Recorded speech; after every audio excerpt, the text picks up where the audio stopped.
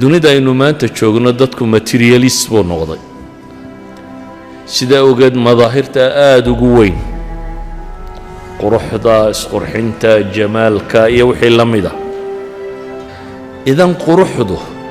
iyo jamaalka iyo muuqaalkan sare alla agtiisa waxa qiimaha ku leh maaha saynu u kala qurux badanna ilaahay uguma kala dhowin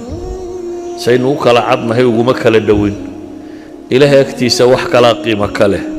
sida ogeed baa xadiidkii imaamu muslim uu warinayay wuxuu nabigu leeyahay rubba ashcatha madfuucin bilabwaab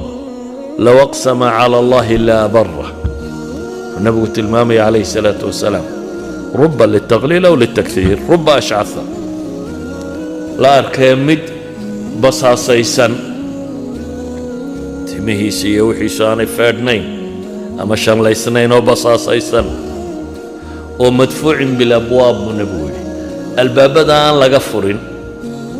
يعني ومسكين أما وكان ليلة أنا هين ضدك الله هش لي الباب كالله فره أنا هين لكن هدنا النبي محمد محمد المامي عليه الصلاة والسلام لو أقسم على الله إلا أبره هدو إلهي كل دارتو إلهي والرمينية هدو إلى والله ساسي نقرنسا سيدي ودارتو إلهي والرمينية يعني النبي محمد المامي عليه الصلاة والسلام مركا وحا إذنكو وحكو قيمين إسان إدتك كو قدرين إسان إنانو أهين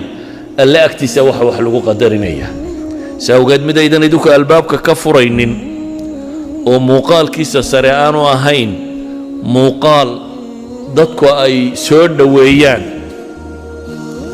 ayaa haddana ilaahay agtiisa wuxuu ka gaarsiisay maqaamka ah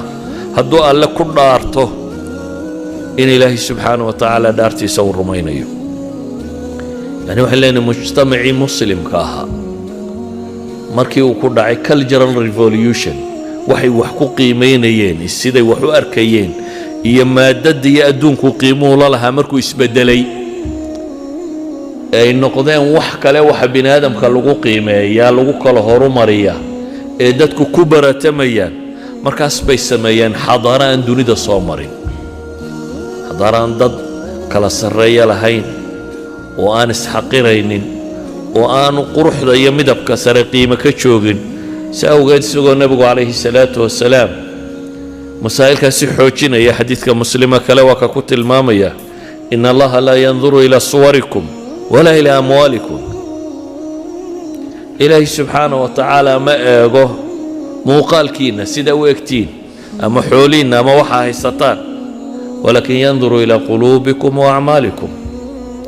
إلهي وحو إيغا قلوبتين وحا كتشرة إيه إيمانة إيه لك عبسية إيه التقوى إيه أخلاق فيعنية waxa qalbiga idinkaga jira rumaysantiin iyo waxa idinka soo fulaya ee acmaala